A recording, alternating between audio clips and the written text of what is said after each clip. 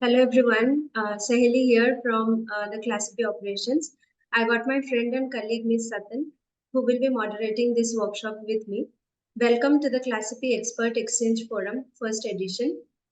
Classcipe is a New Zealand-based education company aiming to create a global community for educators and learners to share their knowledge and experiences. With us, you can create your unit plan and tasks more easily and customize your template with accurate content recommendations. Our platform function includes interactive slides, customized templates, online, offline, and hybrid learning functions, managing classrooms, co-teach instant feedback, and many more. Do follow us on our social media to receive more information and updates. Moving on to the issuance of certificates, the certificate of attendance will be issued to those attending the live session uninterrupted until the end. The feedback form will be sent to the chat box. You need to complete and submit it to get the certificate. We take 14 working days to issue certificates. It's my pleasure to introduce our workshop facilitator, Ms. Elyana, a certified trainer in concept-based curriculum and instructions. Ms. Elyana's extensive background includes her role as an IDU BQC reviewer for the IB, where she excels in integrating disciplines to enhance students' learning and engagement. Ms. Elyana is not only a certified trainer and presenter in CBCI, but also brings a wealth of practical and leadership experience. As a leader in the educational community, Ms. Elyana has also been at the forefront of the MYP program, where she has served as a program leader and LLM teacher. Her insights have guided many educators and students across various stages of their academic and professional journeys. Today, Ms. Elyana will share her experiences with us, offering innovative strategies and thoughtful perspectives. So, without further ado, let's welcome Ms. Elyana. Elyana, you can start your session now, and thank you so much for joining us. Thank you. And thank you for the introduction as well. To begin with, good afternoon, good evening for everyone who's joining us today. Thank you for joining us on a Saturday. I know some of you, they actually have it as a day off, and some of the teachers are actually on spring holiday. So thank you for that. If you want to share in the chat, which grades do you teach and where do you teach? Just to give us a bit of background information regarding you. I think Sahili, she already introduce me, so you already have an idea on what I do. Our main workshop, you can use the chat in order to send your details. Our session today is how to design questions to assess language learning. So the main focus for us, we're all here language teachers. So the main focus is how do we design our questions? Our main objectives for today, we're looking at what do we assess and how do we assess and how can we use the knowledge framework in order to design questions. Now, the first two questions, they're mainly activating your prior knowledge. Let's see what do you actually know, and then we'll try to connect it to what the aspects that we actually have. The first aspect in activating our prior knowledge is what do we assess? So us as a language teacher, what do you assess inside the classroom? If you can enter your answer using the text option, hopefully everyone can access the interactives. If you cannot access the interactive, you can use the Zoom as well. Don't worry, I can look at both. Okay, so if you cannot access it, you can actually use the Zoom chat in order to tell us what do you assess in your language classrooms. We give you a few minutes. Okay, so we have teachers teaching MYP 1 to MYP 5 in India. Comprehension, so we assess students' comprehension, students' understanding and learning, the achievement of the learning outcomes. So we assess comprehension. Then we have teachers' understanding of the task. So we have teachers teaching year 1 to year 3, okay, their input. Okay, that's interesting. So we have comprehension, we have understanding of the task, communication. So we're looking at their own communication skills as well. Analysis. Okay, so we're looking into analysis. Okay. Usually when we start our units or when we start planning, we go through activating prior knowledge. So this was mainly to activate your prior knowledge. So we're looking into the knowledge and critical thinking, evaluation. So we're evaluating. Okay, for me, when we look at what do we assess, we look at 3 categories.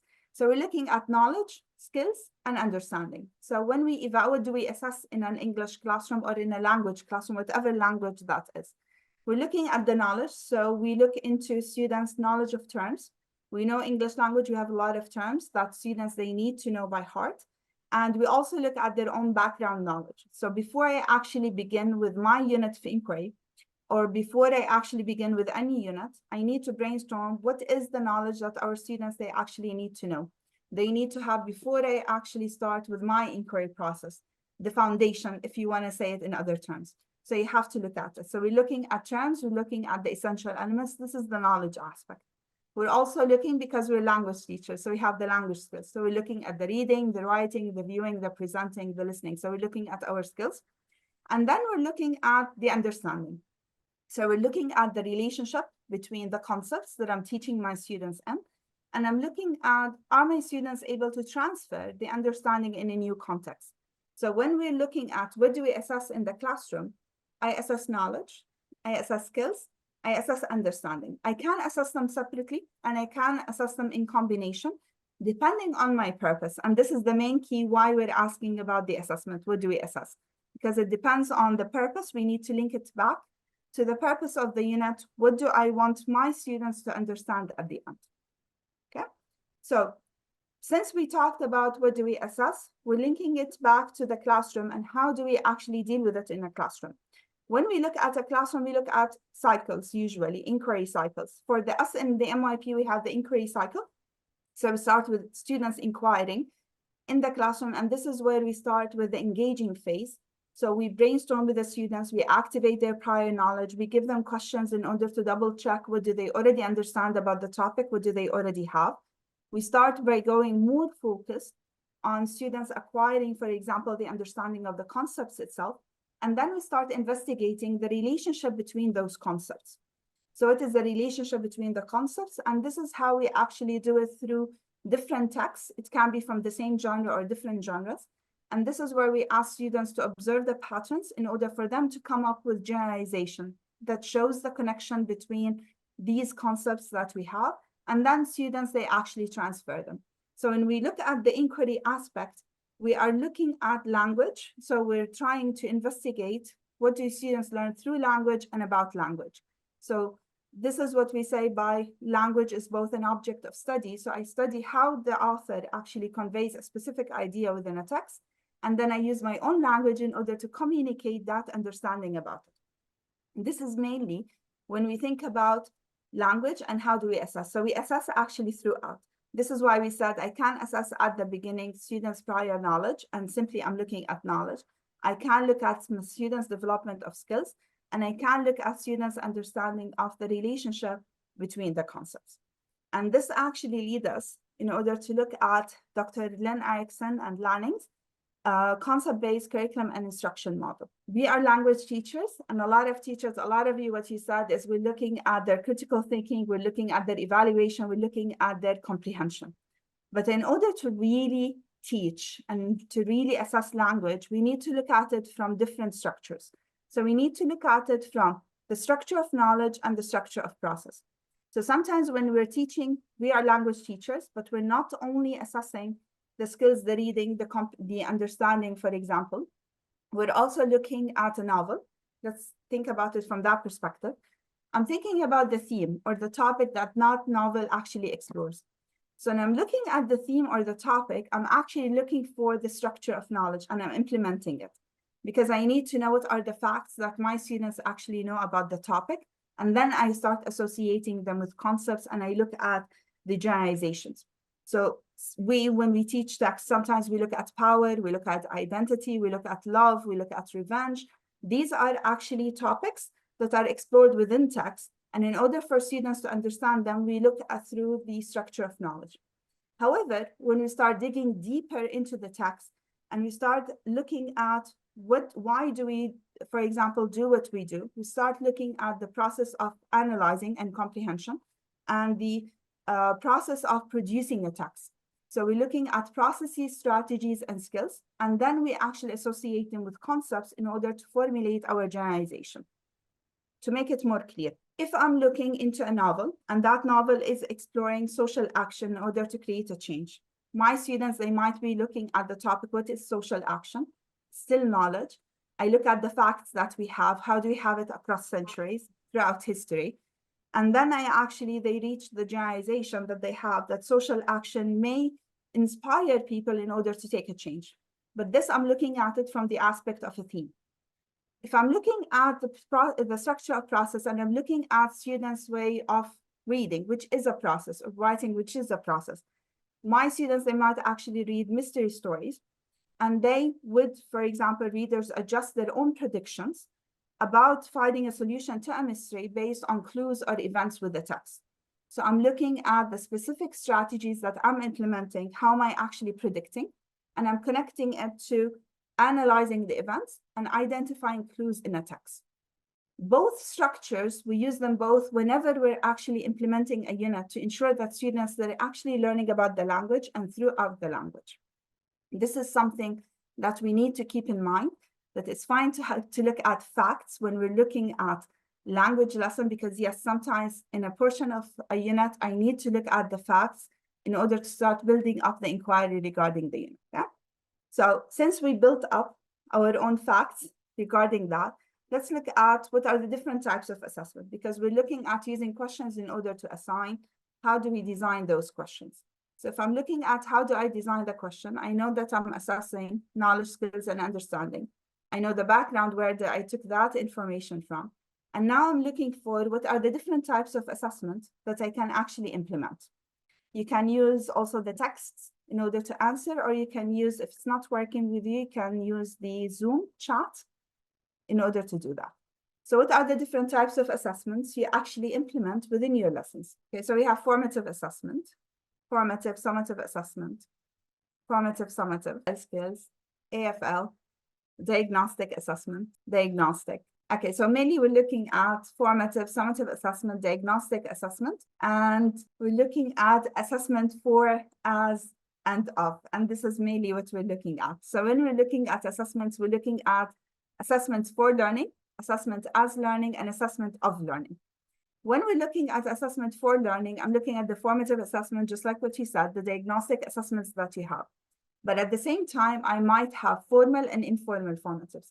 So I might give students graphic organizers, and I ask them, for example, to fill out the story outline. This is something that I can use actually to assess students' understanding.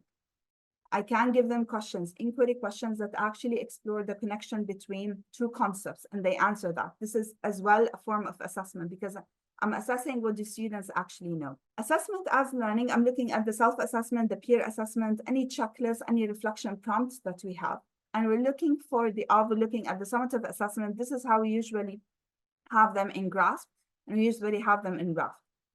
Now, we have the understanding, skills, and knowledge. How can we connect between what we assess, which is understanding, skills, and knowledge? How can we connect it to the different types of assessments that we have? I'll give you an example. If I'm looking at the relationship between concepts, and I'm looking at the understanding, do my students, for example, understand the connection between word choice and between purpose? I might give them a question, and that can be assessment for learning. If I'm looking at self-assessment and peer assessment, I might actually ask them to write or draft a narrative, and then I give them a checklist for writing, and that can be assessment as learning. And I'm assessing here only the skill. Summative assessment, I might give them, for example, the grasp, and I would ask them, for example, I would give them a checklist, and I would give them something in order to check the student's understanding, like a descriptive. So I might assess the understanding, the skills, and I might be looking at the terms and how do they actually use them. So when we're looking at the different types of assessments, we're actually using them to assess students' understanding, and I'm using them to assess the skills, and I'm using them to assess the knowledge. So it's a matter simply of connecting things. Okay, so if you want to assess a certain skill, I might give a graphic organizer to do it. So this is sometimes, usually teachers, they feel, okay, a graphic organizer, yes, is a formative of assessment, because I can use that to assess a specific skill, or I can use that to assess a specific understanding that I want my students to reach. So it's a matter of creating connections between what we already know. However, when we do assessments, there are more things that we need to connect. So we're looking, yes, at the types of assessments we have. We're looking at what we're assessing, but at the same time, we're looking at command terms. Am I using them or am I not? I'm looking, am I actually inviting my students to transfer their learning and apply it in a new situation? And I'm thinking as well at the objectives and the assessment criteria. So from the beginning of the session, we've been looking at different connections and how can we create all these connections. and the connections are still continuing. So teachers, when we do the assessment, we need to connect a lot of things. All these aspects, they actually go with them.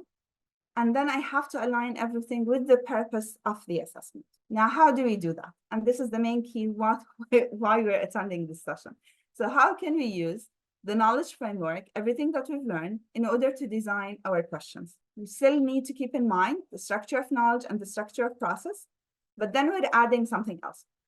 We usually tell our teachers, how about you use Bloom's taxonomy to formulate our questions? There has been a revised Bloom's taxonomy. So when we look at the revised Bloom's taxonomy, you look at the knowledge dimension. So they look at the factual knowledge, we look at the conceptual knowledge, the procedural knowledge, and the metacognitive knowledge. So factual knowledge, they tell you, yes, you have to ask questions that are based on facts in order to assess students' knowledge. And they go from level 1 to level 6 in order for you to double check the students' understanding. So we start with remembering. What do they remember from the text? What do they understand? How they can apply? How do they analyze, evaluate, and create? However, we need to remember this is factual knowledge. So these are facts. Facts are usually locked in place and time, so they do not transfer.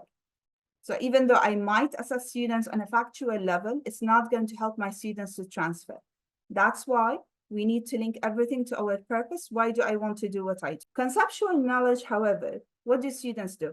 They recognize the concepts that they apply, and they evaluate to what extent the relationship among them can actually be implemented in this situation. We use the understanding of the concepts and the conceptual understanding in order to analyze what is happening. Sometimes we use the understanding in order to generate hypotheses. We make predictions. Sometimes we use it in order to create solutions to a real-world situation. Sometimes we reshape our own understanding. We might ask students that we have this understanding, this is it.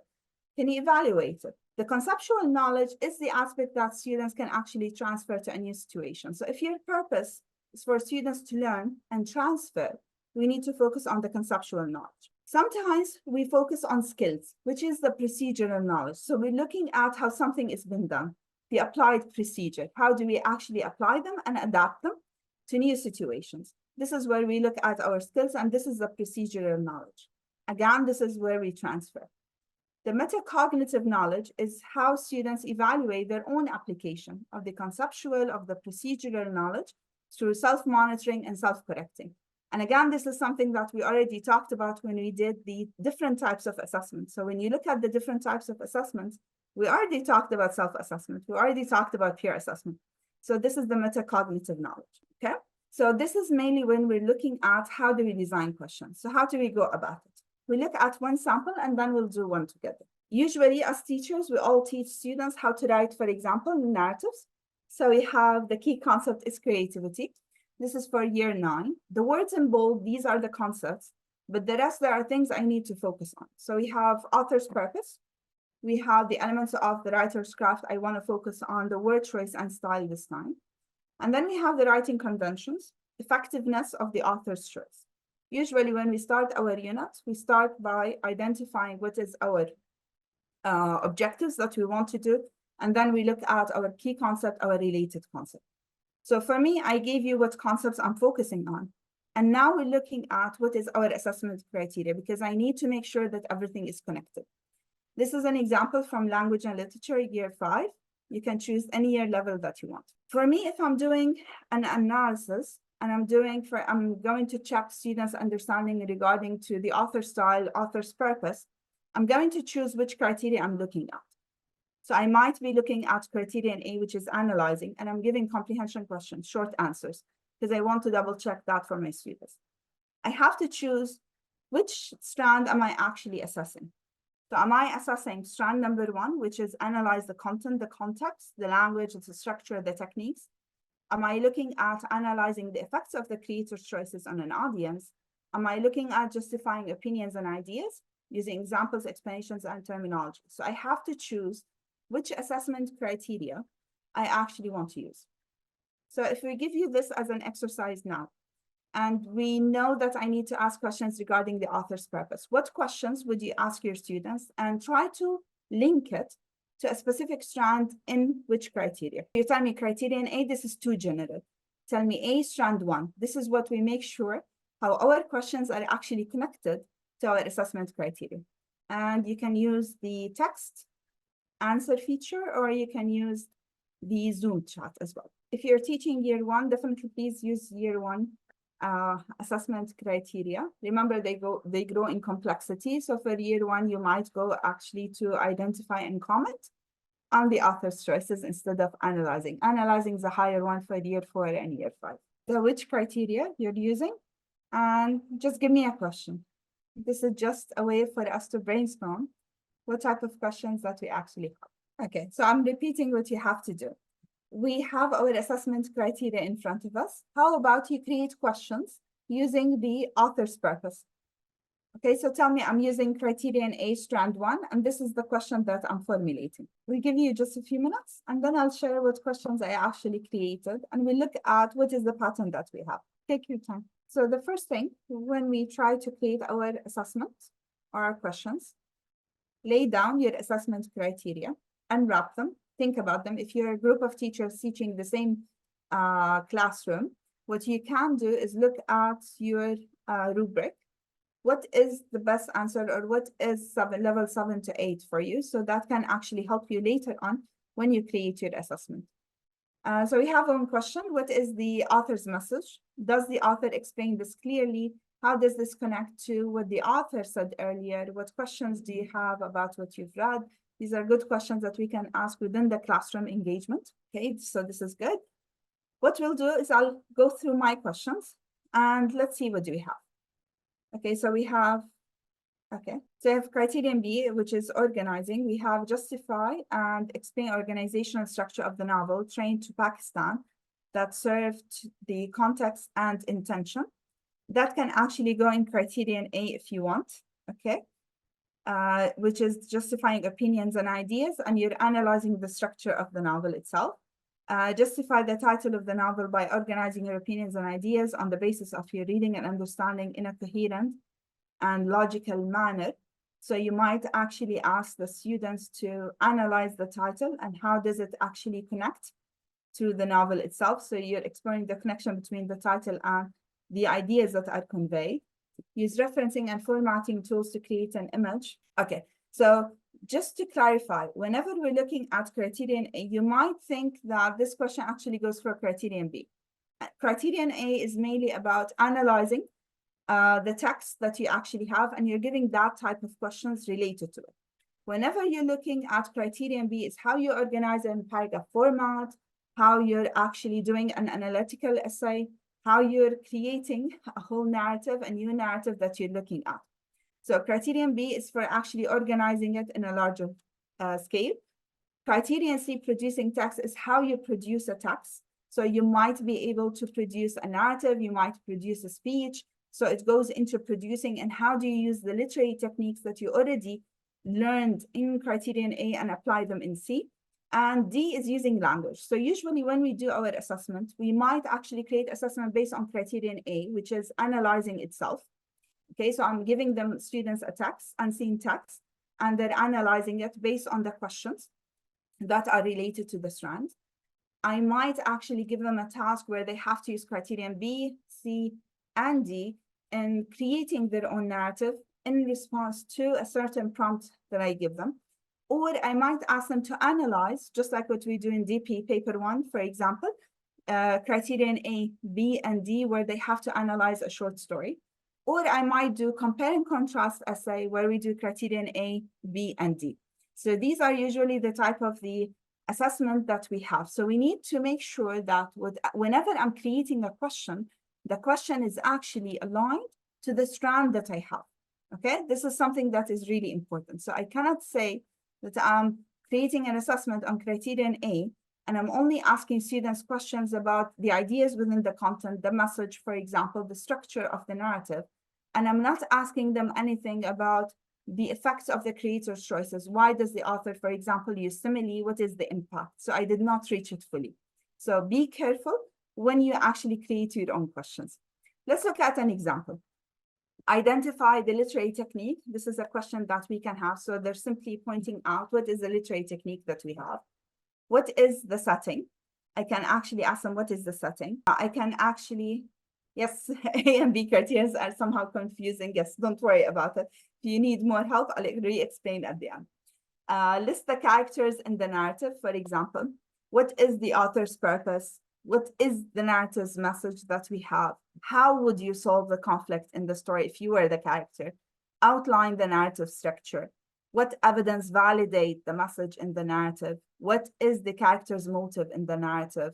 Do you agree with the character's actions and why? How can you modify the plot, for example, to change the ending of the narrative? So if we look at these questions, all these questions, they move actually from remembering to applying to analyzing to evaluating, and we're actually creating something at the end. But if we're going to allocate them to a certain category, what type of questions are these? Are we tackling factual knowledge? Or are we tackling conceptual knowledge? Or are we tackling procedural knowledge? Or are we tackling metacognitive knowledge? You can answer in the chat if you want. Look at the questions. Yes, they go in the level of complexity. Okay, but what type of questions are these? Okay, so we're asking questions that are specifically to the text. So we're looking at factual questions. This is what we're looking at. So even though these questions, they actually move from remembering to application to evaluating. However, I'm still only addressing the factual aspect. So I'm not actually moving beyond. Yes, this is textual analysis, factual. So I'm looking only at specific aspects that I have. Yes, we move through the level, but it does not help us to transfer. This is the main idea that we're looking at. This is fine. This is not directly criterion A, but how can you use that? We're not saying that you cannot use it, you can use it. Sometimes we ask students to read, for example, a text at home, annotate, and then come back to the classroom because we need them to analyze. Unfortunately, the aspect that our students are doing now, they either read summaries on Spark Notes, or they open ChatGPT and they immediately copy what is the summary of it, and that's it, and they come to the classroom and that's it. So if I, as a teacher, want to really check, did my students actually read the text, I can use that as a factual test, a very quick test that I'm doing, and I'm only assessing, did they actually read? So do they actually understand the facts or the events that are actually implemented within the text? So you can do a quiz, or you can do a formative that is based on factual knowledge, but this is simply, there is a purpose for it because I need to make sure that my students actually read the text, they understood the text. So I can have that. However, if I want to really address criterion A, I would go into different questions. So I would ask them to analyze the connection between the author's purpose and the style applied. So see how my questions here, they're different because I'm looking at the connection between the concepts. So I'm looking at the author's purpose and I'm looking at the style, how they're actually connected. And I'm asking my teachers to justify by including valid evidence from the narrative. So they have to justify. And the process of justification, this is a process because they have to identify which evidence that actually aligns to it. Evaluate, for example, the author's use of simile. So if I'm going to evaluate, this means I'm going to look at the strength and the limitations of using a simile. If I'm looking at the strength and limitations of using a simile, this means I'm immediately connecting it to the author's purpose, and I'm immediately connecting it to the message. And does it actually help in creating, for example, mood and atmosphere? This is why we say, we as teachers, when we create those questions, we need to start drafting what is the intention behind them. So am I looking at the use of simile and the connection, for example, to how does it build an atmosphere? I'm looking at simile and is it looking at the connection of creating an atmosphere and a setting within a text? So what am I looking at? Evaluate the effect of repetition applied on the narrative on you as a reader. What does repetition actually do within a text? So again, I'm looking at the connection. Sometimes when I ask these questions, the connection is really clear. Okay, sometimes the connection is really clear and implicitly stated when we have the author's purpose and the style. And sometimes it's actually embedded. So when students, they actually evaluate the author's use of simile, indirectly, I'm actually asking them about the connection between the technique and the author's purpose, and I'm actually looking at the message as well. I might ask them as a procedural, for example, knowledge, outline the narrative structure applied in the short narrative, focusing on the events that reveal the character's true identity. So it's not only outlining. They have to look at the events. They have to evaluate those events, which events actually connect to the character's true identity. So we're looking at characterization, okay, and different methods of characterization. And then if I'm looking at the metacognitive knowledge, usually sometimes we add them as a reflection question at the end of an assessment. We can ask them, was this a challenging or an easy narrative to analyze? Because it will give you hints. What are the aspects that students, they still have an issue with? So you can actually address them within the lesson. What strategies did you apply? Because we need to teach students strategies, similar to the way when we talked about the structure of process, we have strategies that we teach students. How do you actually teach them to analyze a text? So it's not merely give them a text, let's analyze, I'll give you questions. We have to give them tools. Are they going to highlight regarding to a specific aspect? Sometimes when we do poetry, we give students TPCAST, it's an acronym. So we tell them every time you see a poem, use TPCAST because it helps you to break down, which is what we mean by analysis, breaking down the text into its minimal parts. What strategies can you try to analyze them? Here, I already bolded out, and I think someone noticed that on the chat, the command words, that's true. So the command words for me here are actually in bold. One way for you to do it within your formative, your summative, I've done multiple ways, but I thought the best way for me to do that is I have the command term, and underneath it, I usually give the definition. So if you're doing that with your students from year 1, let's say, to year 10, the development of the understanding of the command terms is really high. So if you're doing e-assessment at the end, you're already setting your students to success. If they're going to DP is based on command terms, so they have that understanding. The idea is I'm not only doing the command terms within the exam itself, because remember, we're backward design.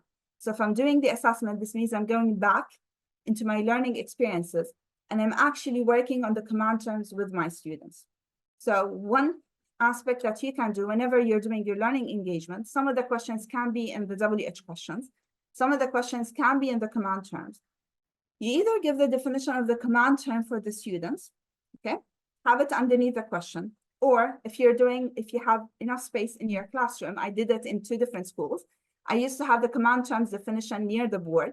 And every time I pose a question for students and we tell them that the bold words are the command terms, let's look at the definition. And we teach students how to actually think about the command term, because it's one way for them to analyze the question and actually reach the answer for the question. Same way when we're doing the command term, same way you do it when you look at your TSR, your rubric. So if your rubric says analyze, what does analyze actually mean? And you write down the details, you and your team, that this is level 7 to 8.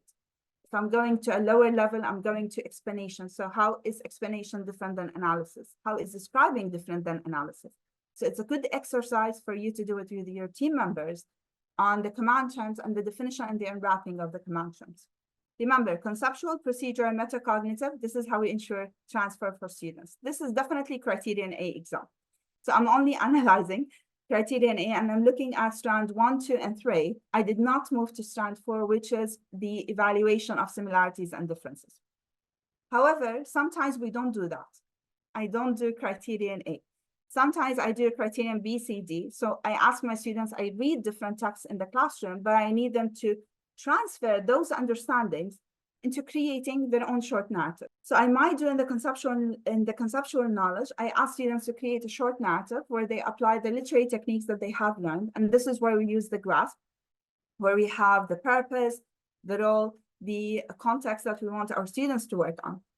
The new aspect that we're adding, that teachers, sometimes we have B, C, and D, and yes, we actually grade students upon them.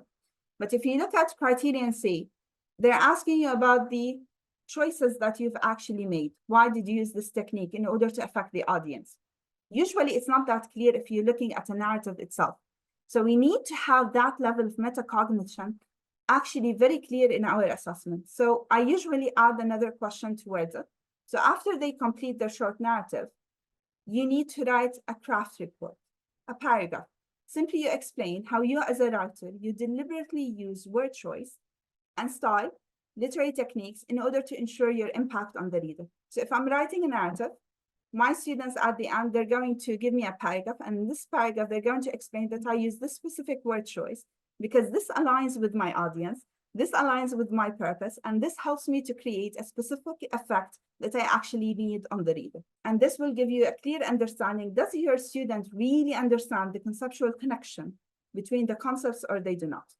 So it's a matter of giving one paragraph draft in order for them to do it. Okay, so I believe I talked a lot. So how about we do one more practice just to see if you're able to create them. Usually MYP, the connection between all these historical figures. So we have Martin Luther King, we have Nelson Mandela, and we have Malala. A unit that we all teach in language and literature is the art of argument. Okay, we either teach it from MYP year 1 to MYP year 10, so it's your choice. So we're looking at the key concept perspective. Okay, and we're looking, for example, purpose. You might look at purpose, you might look at claim, you might look at evidence, rhetorical, because it's part of the technique. We might look at the quality and the credibility of the resources we're using. We might look at style, audience imperative, context. So these are different concepts that you might actually focus on. Same way we did before. Think about what assessment criteria am I actually going to use, and then try to come up with questions that actually tackle either factual knowledge, conceptual knowledge, procedural, or metacognitive. So try to come up with your own answers. If you're going to teach that unit, what assessment criteria are you using? And try to come up with at least one question in order for us to really know, do you actually know the knowledge dimensions or not? So you can have 5 minutes, you can enter the text answers, or some of you are using already the Zoom, so you can use the Zoom as well. I did some cheating, Elyana. I used Gemini and I created. There's a link there. You can have a look. Okay, so we'll open Ms. Ashiqa's link. Okay, so this is MIP novel analysis. So if you look at the knowledge dimension, what is the main genre of the novel you're teaching? How does the author use the conventions of the genre to engage the reader? Definitely they are factual. We're looking at the remembering, and we're looking at the achievement level as well. So you have the explanation as well. You have here identify, for example, a specific scene in a passage or a novel as well, and we have the factual. So Ms. Ashiqa, she gave you an example of how you can actually ask questions that actually tackle factual or conceptual knowledge, and she aligned them already with the criteria and with the strand. And she gave you a bit of explanation, what are you actually looking for? So this might be a very good idea for you to look at as well. Thank you, Ms. Ashiqa. I appreciate it. Okay, so if you don't have any ideas, we'll give you a bit of more time for you to look at. You can explore. You can use ChatGPT if you want. Just pay attention that our questions are actually looking into the application, the evaluation, the connection between the concepts within a text. Okay, so we'll give you the time for you to write. And I'm going to share with you what questions I've actually added as well. So let's share a couple of questions. The link, they already shared it before. It's the same interactive that you're working on. This is one. Okay, so we might be looking at who is the author, what is the author's purpose within a text. Remember that we need to connect everything to our concepts, what is our focus. What is the author's perspective, for example, towards the topic, because we're looking at an argument. So how does he believe about it? What is the author's claim? What is he claiming? What examples can you find in the text that support a certain argument? What facts would you select in order to show? What conclusion would you draw based on the author's perspective? What evidence can you find in order to support your counter argument? So we have all these questions, and all these questions are actually connected to factual knowledge. So the main idea is you look at your criteria, you decide which criteria, which strands am I actually going to assess, and I have my concepts in front of me, and then I start formulating my questions, and I always look at the purpose. Is my purpose to double check my students' factual knowledge? Is my purpose to connect or to link their conceptual knowledge? What am I assessing for? So it links back to the purpose. If I'm looking at criterion A, for example, I might look at comment on the author's use of repetition in the text. Remember to connect. So if I'm looking at repetition, again, there is an implicit connection between the author's purpose, the intended audience, and the technique that is applied. Explain the methods of appeal that is applied in the speech, focusing on the purpose and the effect on the reader. So all these questions are actually conceptual questions, but we're looking into connection between the concepts.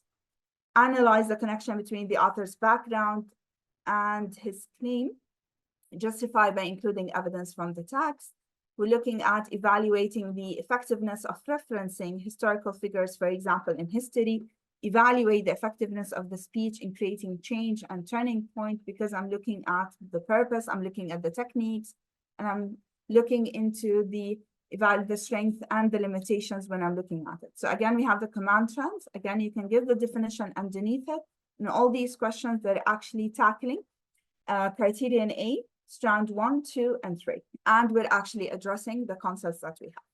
So this is in case you wanted to address students' understanding in criterion A. If you don't want to address students' understanding in criterion A and you want to do it in criterion B, C, and D, practice, for example, writing a speech, you can say, apply what you've learned about the art of argumentation and craft an argument based on a claim that you feel strongly about. So we kept it broad.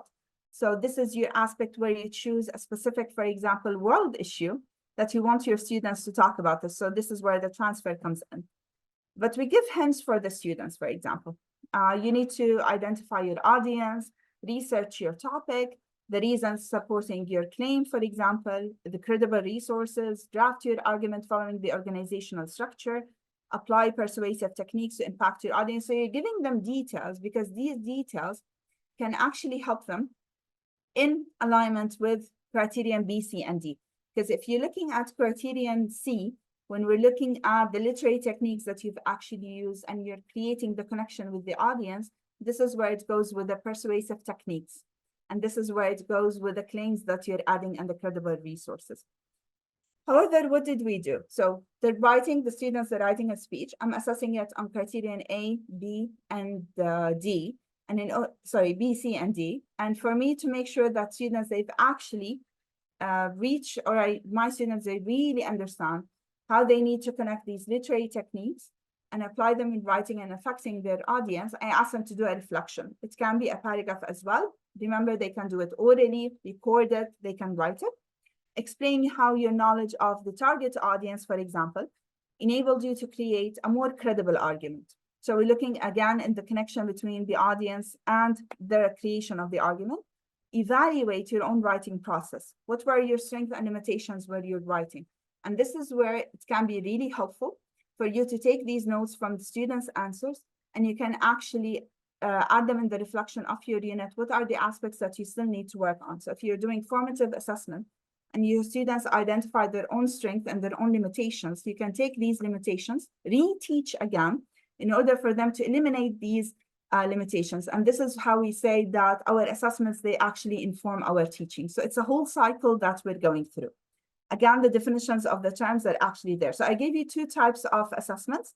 We looked at criterion A if I'm doing analysis of a speech, and then I went into criterion B, C, and D if I'm actually writing a speech, and how do we do? So this is mainly it. And this is where we said, because I kept it general, this is where you choose a real world scenario that you have within either your local context.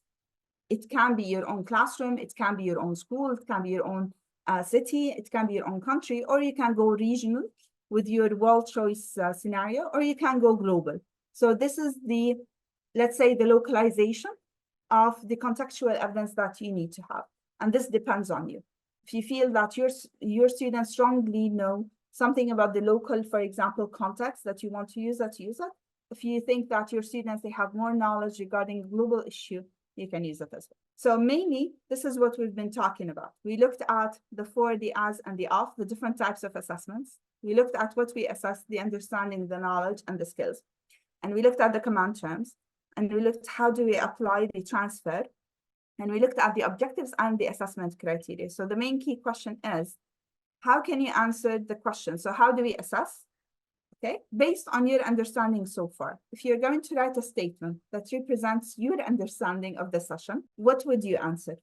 If you can add it as a statement and share it within the chat, that will be great.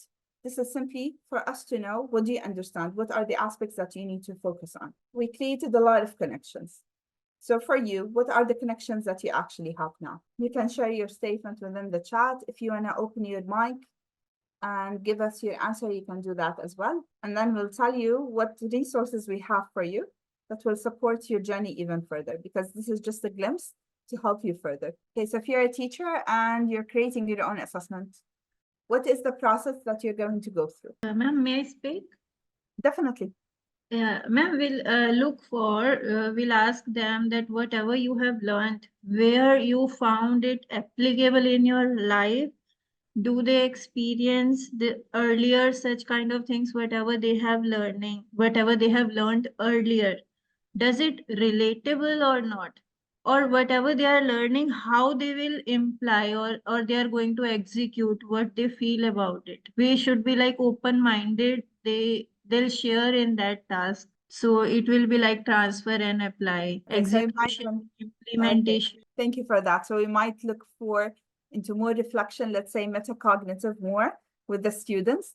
What do we actually learn? So we go back to the process again from the beginning. What is the purpose behind the unit? What did you learn throughout the unit? This is definitely good. So always keep the purpose in mind. This is something that we keep on telling our teachers to do.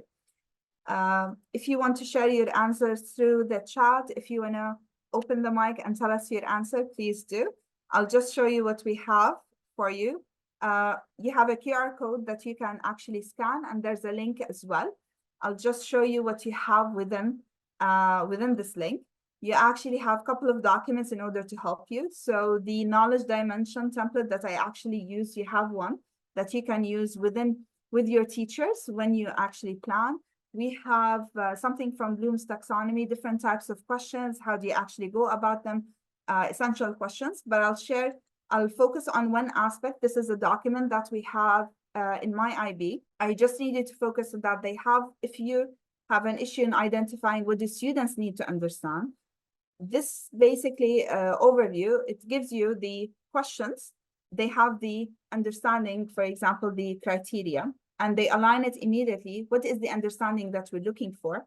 And then give you different types of questions that you can actually ask.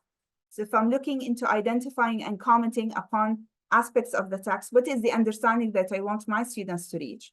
So actually the texts are made up from different features, and analyzing a text involves being able to identify the significant features. What type of questions you can ask? Sequencing events, identifying how characters appear, map plot, the map characters. So if you have an issue in identifying what understanding do I want my students to reach, this is a good document for you to actually start drafting, because it has the understanding for each and single strand. It can show you a progression. So if you're teaching year one, you can actually line them up. What do I actually need to understand behind it? And they give you samples of questions that you need to look for. These questions can actually help you when you're looking at the factual, when you're looking at the conceptual, when you're looking at the metacognitive aspect. So this is a very good document for you. If you're having an issue in understanding the criteria, this is a good place for you to start and actually look for. This is the main session that we have. I used a lot of concept-based books that you can actually use. These are references if you want to use them again. If you have any questions regarding what we discussed, please either send it through the chat, or if you want to open your mic and ask the question or give us a bit of feedback regarding the session, please do. They're already going to send you the feedback form in order for you to make sure that you have a certificate of attendance. Yes, I request everyone to please fill the feedback form and submit. That will help us to issue certificate of attendance for all the attendees for the session. And thank you, Elyana, for this informative session. And thank you, everyone, for joining the session on Saturday. And I hope it was really a good takeaway that you got so much of relevant information regarding assessment for LNN. Yeah. So if you want to ask anything to Elyana, we have 5 more minutes. You can unmute and ask, and then we close the session. Thank you. Good evening, ma'am. Myself, Karamjeet from Rajasthan, India. Ma'am, really, I'm feeling blessed while attending this session. It's a great, wonderful, and informative session. And if you are organizing any such session, I would like to join it. So please keep our email ID in your record and send us the details, please, regarding this. Thank you for your feedback. I'm glad that you actually found it informative. Ma'am, it's really from the core of my heart. And ma'am, for one more thing I want to ask you. First time I'm going to take MYP 5.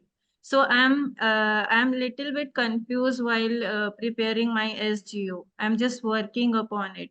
So while reading the guide, I have seen they have mentioned a few sources in the e-assessment section. So how is it possible to include everything, all the genres in for the MYP 5? So there I am getting confused. So how will I plan? The idea is progression. So when we go to year 5, what we do is we look at the e-assessment material that the IB they actually releases. And they usually give us, for example, this session they gave for IDU, for example, it was English and math. So what we do is we analyze, we break down. It's the same procedure that we do every single time. So if I'm going to assess students in criterion A, what are the different aspects that I need to focus on? So I need to make sure that my students, they have really vast knowledge of the concepts, the command terms.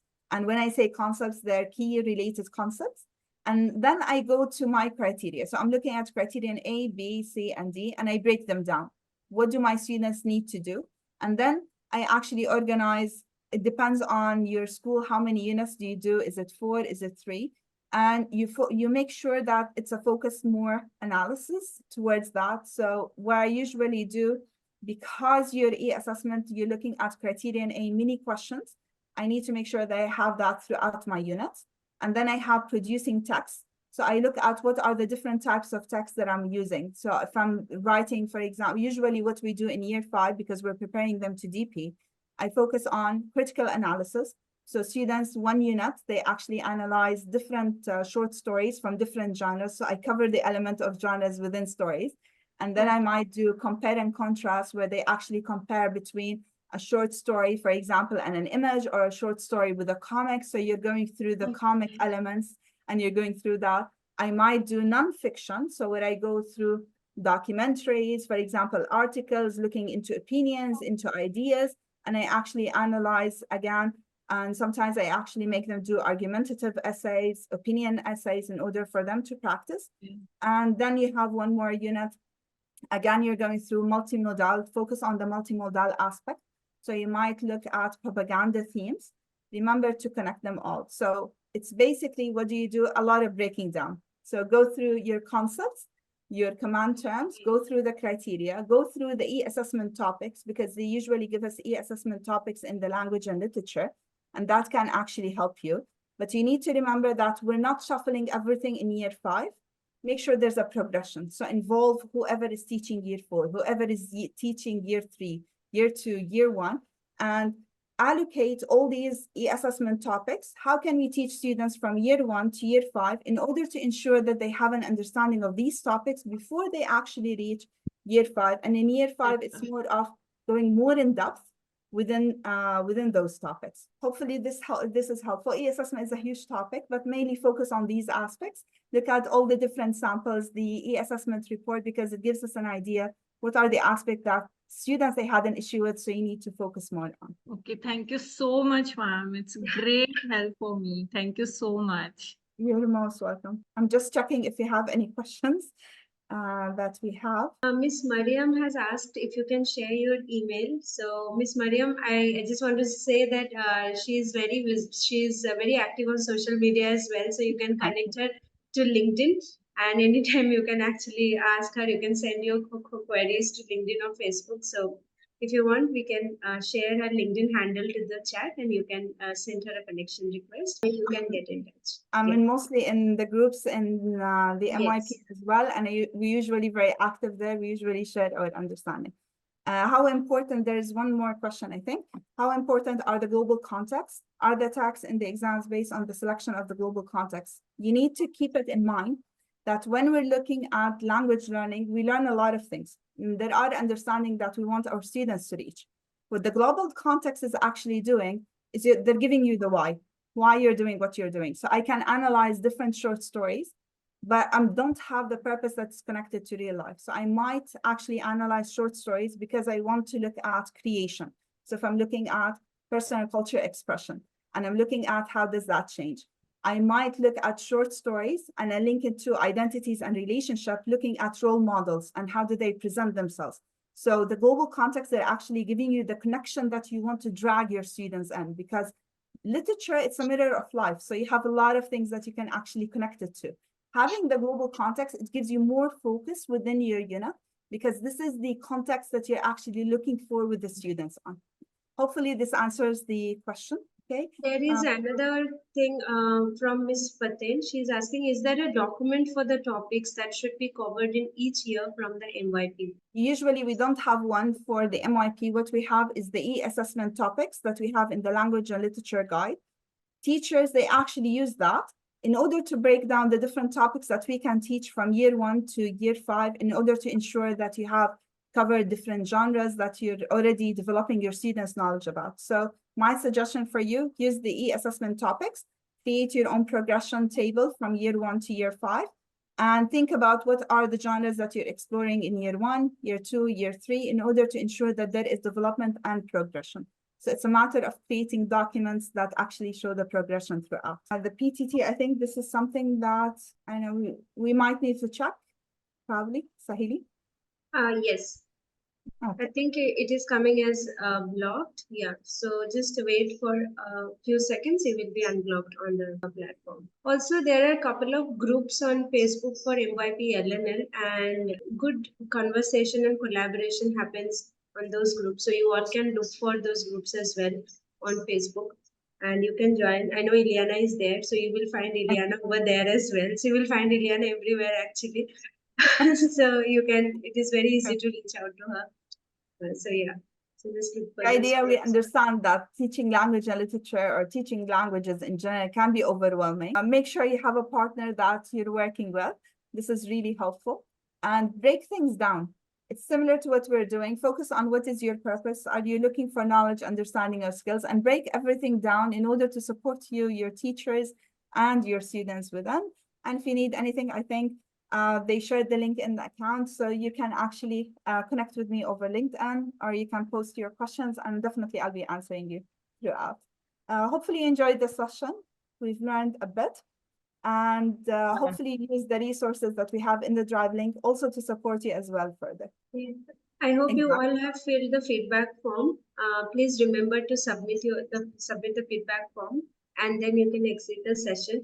I would also like to inform that we will be sharing this recording to our YouTube channel soon. So please don't worry if you don't have access to the PPT. You can check out the video for your reference, and then you can learn from it anytime. And you can share with your friends and colleagues as well. So you can subscribe to Classcipe's YouTube channel, and you will be able to see all other sessions videos also. Elyana has taken a couple of sessions on assessments as well, so you will find them there as well. Just a query here. The Yes. drive that is shared, can we, like, if I copy it, can I be, will I be able to access it later whenever I wish to? There was a drive shared in the chat. It has some resources which I can make use You can of. access it anytime you want. Just Thank save you the so link much. for you. Thank you, Elyana. Thank you. You're welcome. Okay, thank you so much everyone for joining the session and giving it a success. So if you have submitted your feedback form, you can exit the session, and I'm just waiting for everyone to complete. Everyone to submit the session feedback form, and then I close the session.